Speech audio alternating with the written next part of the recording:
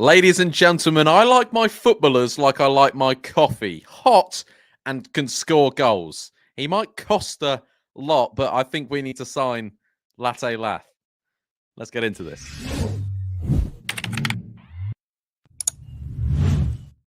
Hi guys, what's going on? My name is Ollie Ward. Welcome back to the Ollie Ward channel. Happy Wednesday. Hope you've all had a good day and you're ready for the latest Leeds United transfer news and rumours. Before we do get into it, be sure to smash, again, let's go for 300 likes. You guys are smashing the support. Also subscribe if you're new. The goal is 20,000 subscribers this year. And get your comments in. Today, I want to know where you're from, where you're watching this from. Let me know in the comments down below. Without further ado, let's get into it. So you've seen the title, Latte Lath is on Leeds United's radar, and Leeds United are serious about bidding for Middlesbrough's Latte Lath, according to Give Me Sport. Give Me Sport are quite a credible source when it does come to transfer rumours. Middlesbrough aren't necessarily looking to sell, but if the right price is paid, they will while his stocks are at his highest. Ipswich Town, Leicester and West Ham are all in the race for him. I think Ipswich were leading the race, but Leeds United are serious and do want to bid. Ipswich Town and Leicester are obviously in a relegation battle in the Premier League, and West Ham apparently aren't looking up to line a bid, apparently because of the uncertainty around the manager, and now has been confirmed that the manager, Lopetegui, has now been sacked from West Ham, so they don't want to go back in for Latte Lath. Well, Lopetegui didn't. We don't know about the next manager that comes into West Ham. Borough selling Latte Lath might scupper their own promotion hopes, but they will entertain offers in the region of £15 million. The Borough board members have acknowledged they would face backlash from supporters if they do sell Latte Lath, but that isn't stopping them, according to Give Me Sport. Leeds could be ready to bid to see how Borough fare in the negotiations, and I've put here, if Leeds are serious about going up, you sign him. He's a very, very good striker. He's already caused Leeds United some hassle over the course of this season. I remember that Carabao Cup game. He was brilliant in that. He scores goals for fun. The thing is that I think the Premier League might go after him a bit more, like the teams in the Premier League, but like naming the teams that are in there, Ipswich, Leicester, they don't know where they're going to be next year. West Ham in the same sort of scenario, and it doesn't look like they're going to go in for a bid. So I think if Leeds chuck a bid out there, see what Borough are talking about. Will Borough want to, sell to a promotion rival as well? We'll have to see. Again, Give Me Sport. I've got an all right credibility, but take this one with a pinch of salt. But as there could be strikers departing, I think it would be an absolutely brilliant signing. If Leeds United could do that, it would give similar vibes off when we signed Joel Perreault. We looked at it and went, who scored the most goals in the Championship? Let's get Joel Perreault. Similar with Latte Lath. He's got a good stats this year. He's been a very good player for Borough. He's currently on £10,000 a week. So could he be a Leeds United player? Let me know if you would want him in the comments down below. Next up, we're talking Jack Harrison. And Jack Harrison won't return to Leeds United. That's according to Graham Smith, reliable Graham Smith on social media. Jack Harrison doesn't have a recall clause in his loan deal at Everton. The rumours started because Everton do want to sign on loan Jaden Philogene from Aston Villa, so they needed to get rid of someone off their books, and Jack Harrison looked like to be the one that could go and return to the parent club, Leeds United. As there is no recall in his loan deal, Leeds, Everton and Jack Harrison would all have to come to an agreement to terminate the loan early. Despite not scoring or assisting in 19 games for Everton this season, Dyche does still use Harrison quite a lot, quite regularly.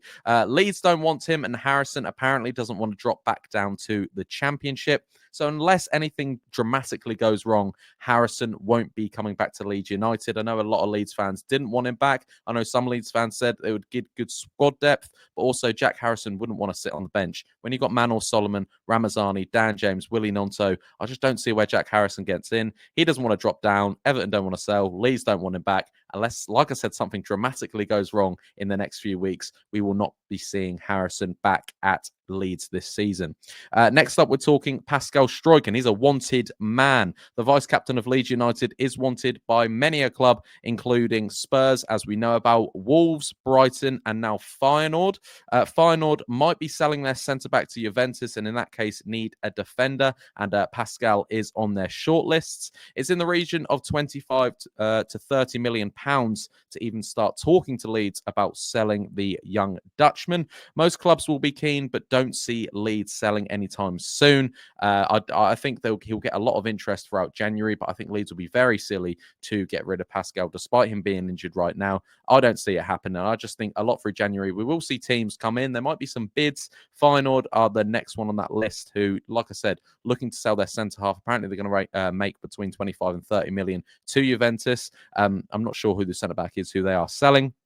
And Pascal is on their cards. But realistically, I can't see that happening for Pascal. And even it depends what division we're in. If we're still in the Championship in the summer, yes, definitely Pascal could leave. But right now, in January, you don't sell your vice captain, one of your best centre-backs, one of your best players this season. I don't see that one happening. But I'm not going to disregard any sort of noise around that in January because he's a wanted man.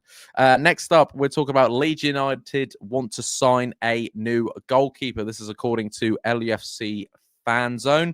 Swedish reports claim Leeds are interested in signing Malmö AF goalkeeper Noel Tornqvist.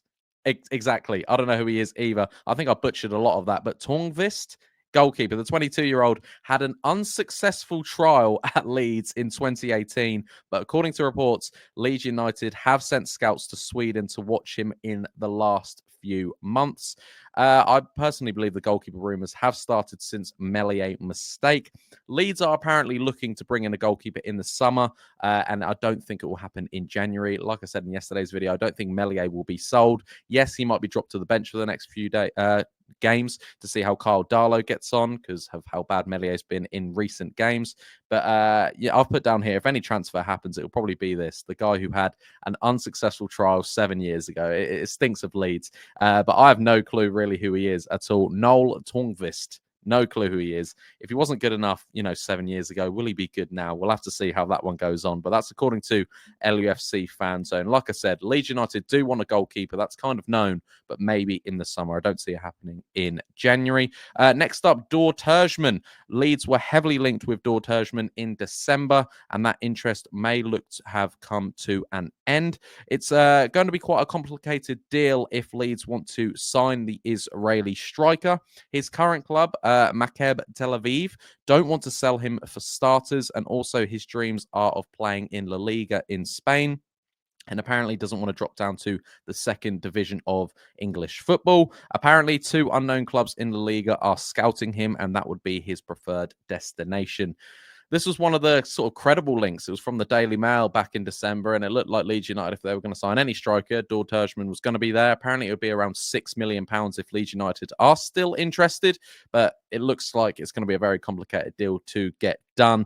But yeah, talking of the next player we're about to talk about, Leeds do need to bring in a striker. So we'll talk about Joffy to Hull, as we have been speaking about in the last few videos. But apparently, Joe Gelhardt to Hull is happening this week, and it could be as quick as 24 hours' time. Adam Pope suggested that Joffy would only move if they assess Patrick Bamford's injury and it wasn't too bad, his hamstring injury, and that then Joffy could go. If not, we'll see how it is. But according to the Daily Mail reporter Baz Cooper, Joe Gelhardt could sign in the next 24 hours for Hull. He reported on Twitter that a lot's going on at Hull. Matt Crooks is done and expecting movement on Gelhardt in the next day or so. With him going, if it is credible, Leeds United do need backup. We can't really rely on any of our strikers, really, because Joel Barrow turns up, every now and then. He's had a decent season. Matteo Joseph is having an odd season. Patrick Bamford's always ill. And not ill, always injured and ill. And also, it's just Leeds need a striker. And, if the Latte Lath links are true, because of this Joffy departure in the next 24 hours, then we're in for an absolute treat. If we can sign Latte Lath, I'm getting too excited. I don't even think it's going to happen at all. But that would make some sense. We had Latte Lath, Joel Barrow to either start as the 9 or the 10 with him. And then you've got Matteo Joseph and Bamford on the bench while you're letting Joffy go out and play some football. I think it makes the perfect sense. 49ers, get it done. I hope you have enjoyed the Leeds United transfer news. There was a lot of news there. Be sure to smash that like button, subscribe if you're new, and let me know in the comments down below where you're watching this from and everything we spoke about in today's video. And I'll hopefully catch you in tomorrow's video if there is some news. So stay subscribed, turn on the notification bell, and I'll catch you in the next one. Cheery. Oh.